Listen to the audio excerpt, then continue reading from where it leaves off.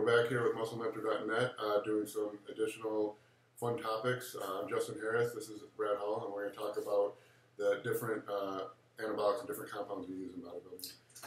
So I think everyone's heard the phrase "test is best," and well, yeah, just that phrase. But everyone uses it. Or, excuse me.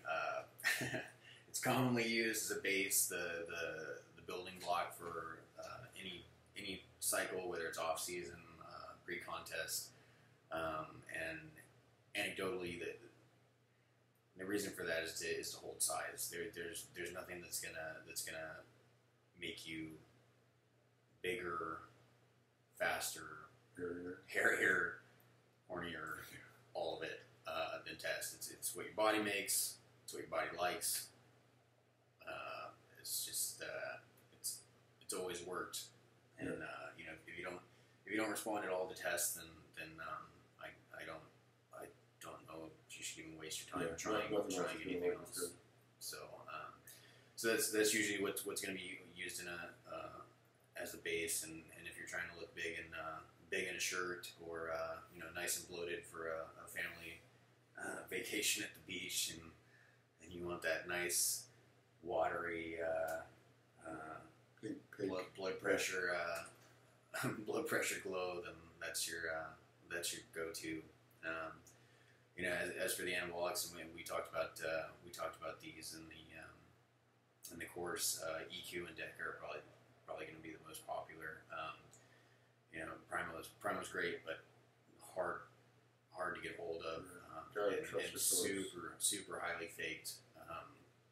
Half the time it's just going to be EQ or DECA or test. And half the strength, and half the strength, and So if you have lots of money and you hate that money, then that might be a good way to go. Otherwise, if you're not getting blood work done, you should get blood work done. It's you can look healthy as all get out, but unless you actually look inside and get some real numbers and real ranges and all that, then you really have no idea what's going on, and your physician isn't the cops, or they're not gonna try to bust you, or even probably scold you if they do. Blood work isn't a bad thing. It doesn't have to be, I'm taking blood work to find out that I have to stop taking stuff. It can give you information about how better to use compounds. Yeah. If you're getting gyno and you get your blood work done and your estrogen's low, then you're not getting gyno from estrogenic sources. You're getting it from something like prolactin, which means maybe your DECA or tren is something you can't use. If you get your blood work done, your red blood cell count is sky high, and you're on testing EQ, you can know that. Okay, I'm very sensitive to EQ. Let me back down and try DECA and see if that. And so it can give you. It's not. People look at blood work as a recipe for, I get a bad result, that means I have to stop taking stuff. It's it can tell you how to better supplement the stuff and to keep you healthier, but not just to keep you healthier, but to give you better gains. Yeah, and like you mentioned with EQ, especially hematocrit's going to be something that you have to keep an eye on. And with tests, with any androgen, with any anabolic, all these things that we're talking about, they're gonna increase your red blood cell count. It's hell, half of them were made for that exact Anecdotal was the original APO. Yeah, so you may not be as sensitive to someone else, and immediately have your numbers skyrocket through the roof, and have to donate blood every 2 weeks or something crazy. But it's always good to know what your body's doing, what putting in it. But EQ is especially notorious for that. DECA is another anabolic people. Some people really love DECA, and some people really just hate it. And the reasons for that are, if you are prolactin sensitive, you're gonna have a nice set of lady boobs there in a hurry. Instead of DECA dick too. Right. Yeah. So those two things alone will turn you off from that drug in a hurry if that's in the cards for you. One other thing is there's been quite a bit of research on the detrimental effects of DECA on the cardiovascular system. So you know, if you're worried and if you want to be as health conscious as possible, try to choose something else that's just kind of from what I've seen. But if that's what you want to do, it feels great on the joints. Yeah. You know, but that's another thing. You know, people who run DECA forever, or you know, for long periods of time, they don't realize if their joints are falling apart. So you know, when they come off, they realize they have the joints of a 90-year-old lady. And what happens a lot is guys will be using DECA a lot in the off season. They'll jump on a pre-contest cycle, cut the DECA, add in a bunch of whinny, and then feel like they're just they creak when they walk. Yeah. And let's see. Well, you brought up Winstrol. Again, in your blood work, all orals. Everyone's gonna tell you they're liver toxic and all that, and that may be slightly overstated. It might not. Everyone's super individual. You know, some people. Yeah, they are liver toxic, but in my experience with reading a lot of clients' blood work, I found that training actually raises your liver enzyme levels more than orals. You will get a spike, but you'll get elevated liver enzyme readings just from intense training, from dealing with the muscle breakdown. So if your BUN's at a certain number just from the training, the orals might bump it up a little bit, but whereas you might get a 10 point increase just from the training over what you would be untrained, you're going to get like a 1 or 2 point bump from the oral. You do need to worry about them. They are liver toxic, but in my experience, that's danger has been overstated quite a bit. And the other thing is HDL. So the good cholesterol, Winstrol will put it through the ground. Rock bottom, single digit numbers. You know, especially during contest prep when people are bumping up the anti-estrogens and things like that, which are also kind of tough on the lipids. Combined with orals, Winstrol especially, and you know, get your blood work done after. Many HDL ratings in the single digits. What else? Other orals, D-bol and Anadrol, both are just, they will slap weight on you like nothing else. They're one of the things where people claim.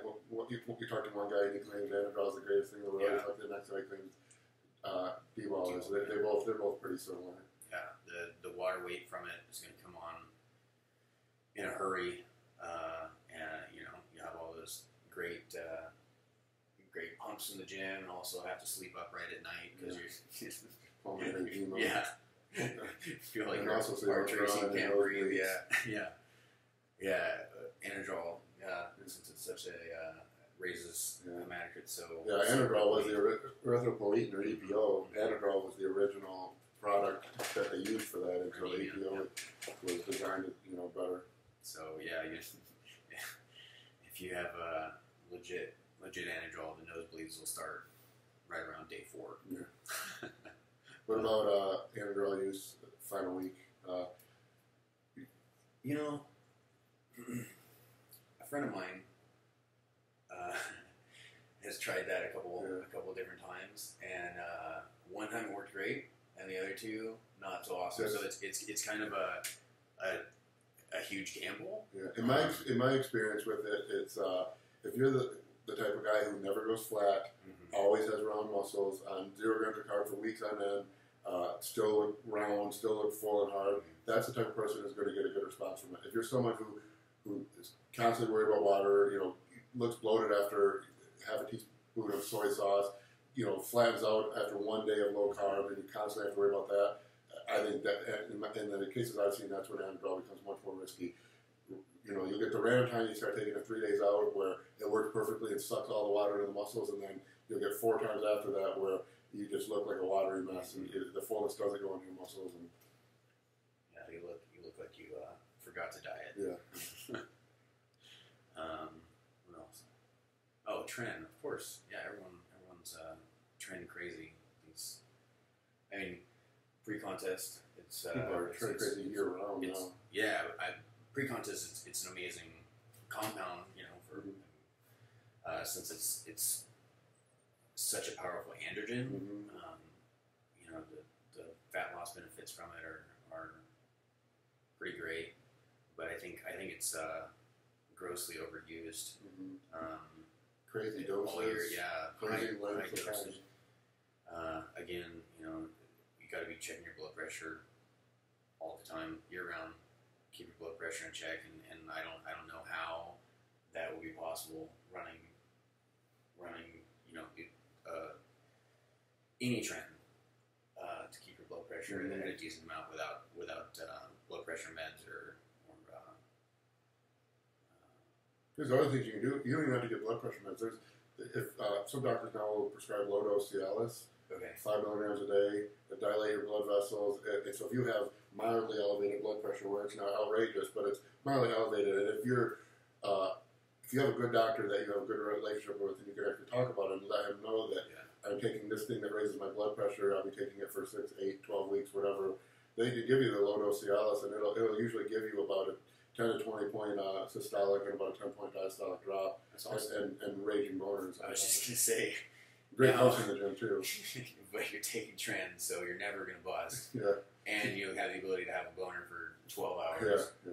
And your girlfriend or wife is going to hate your guts. Yeah. So, and you'll have a heart attack from trying to have sex for that long. So, there's you got to weigh that cost and benefits. It'll be a rock hard when you go though.